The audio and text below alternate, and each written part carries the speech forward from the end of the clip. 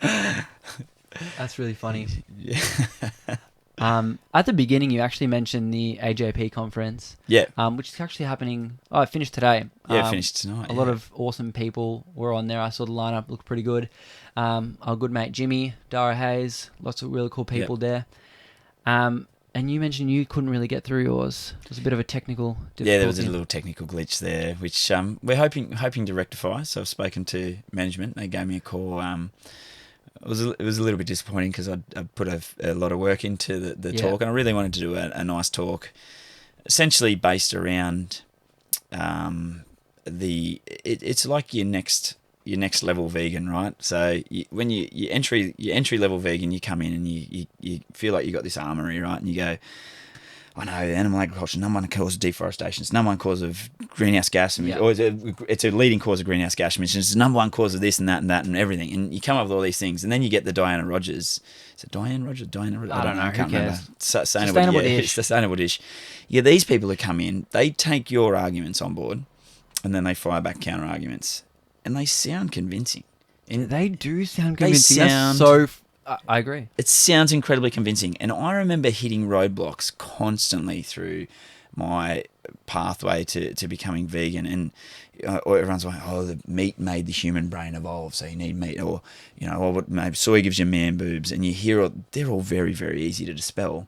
But some of these big ones, like Alan Savory, like we've spoken about before, and this whole biogenic versus fossil methane. And it's very technical. Like the average person, like if you go and we have a conversation about biogenic methane, I'm not going to have as much of a foundation as someone else, and I would consider myself educated on the topic. I would definitely consider you educated on the topic. And I still wouldn't have much of a grant, and maybe that's why they kind of are going for straws there, looking at very, very specific 1%ers. It's a classic characteristic of pseudoscientists, so it's technobabble.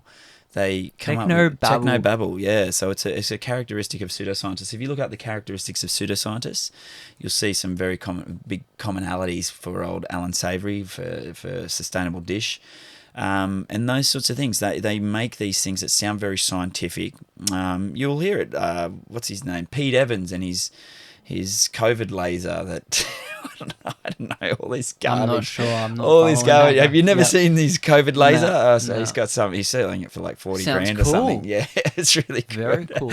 Does it give you COVID or does it cure COVID? I can't even remember the words he used to describe it. But this is the thing. They sound great, right? They sound really good. The Himalayan rock salt crystal that is going to emit ions or do all these wonderful things. They all sound good. And I don't see Alan Savory's holistic grazing as any different. It's pseudoscience.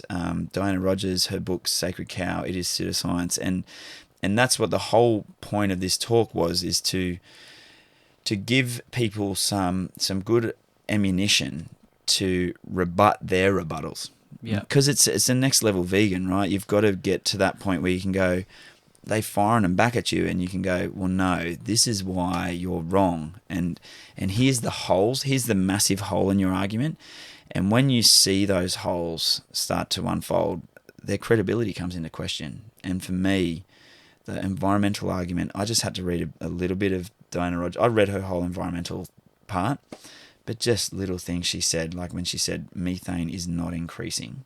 I was like, how can you even say that? It's just denialism at its greatest. And then to say that biogenic methane does not have an effect on climate change because you're not adding an extra carbon to the planet, that's just insanity again, when the scientific consensus is stating otherwise. And this is why consensus is important, and we need to follow the professionals in their field, not Alan Savory, not Diana Rogers. We need to follow the Intergovernmental Panel on Climate Change. We need to listen to the American College of Cardiology when it comes to our what they recommend for our saturated fat intake, not Carnivore MD Paul Saladino. Unfortunately, that's just the way it is. Don't listen to me on it either. Don't listen to Andrew Little on what you should be eating. I'm not a dietitian or a nutritionist. I'm an anaesthetist. If you want me to put you to sleep and get you through a surgery, definitely. But the things that I do have and I have been skilled in is learning how to interpret science, and that's the most important part. Yeah, I love that. Well, having that next level of being, I guess, vegan, or let's use the word educated on certain topics, what are some of your key points that you would have gone through that you can leave us with? So the big one was the biogenic methane.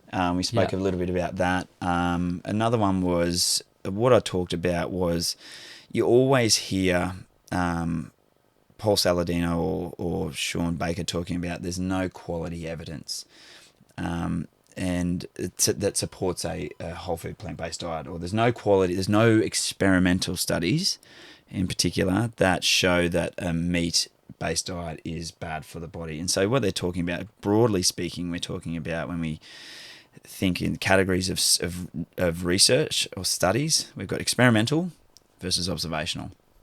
So a lot of our data is observational, but they will obviously say that correlation doesn't prove causation. Yes, correlation doesn't prove causation, but it implies causation, and that what they're doing is that's an over-application of that rule, and that's a fallacy in itself. So essentially, where was I going with that? I can't remember. Dispelling the myth. So there's correlation, causation, and then you're talking about... Of course, yeah. So we divide it broadly into experimental and observational data. So they'll say that if you look at the evidence hierarchy, we've got meta-analysis, systematic reviews at the top. We'll just not talk about them for a second, but then we've got experimental studies, so randomized controlled trials, and then under that, a list of observational data. So they'll say, because experimental trials are the pinnacle of the evidence hierarchy, that's what we want. We want meta-analysis, systematic reviews of randomized controlled trials. What we've got, and a lot of the evidence we have, is systematic reviews or meta-analyses of cohort studies. And which thing is, there's some really good strengths to cohort studies.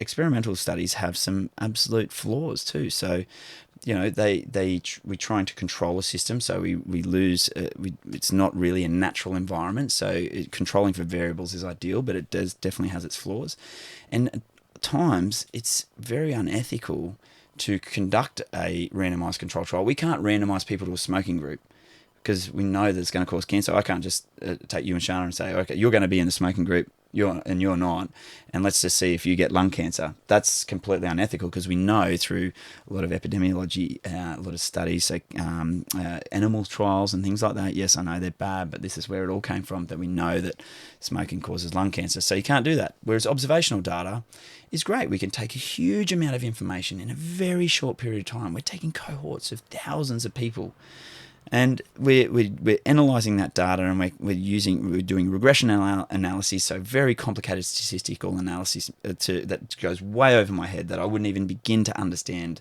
I can only understand surface level statistics, and we're coming up with trends, and we're saying that the correlation implies a causation, and that's the big the part is that the take home message is that you can't just rule one out.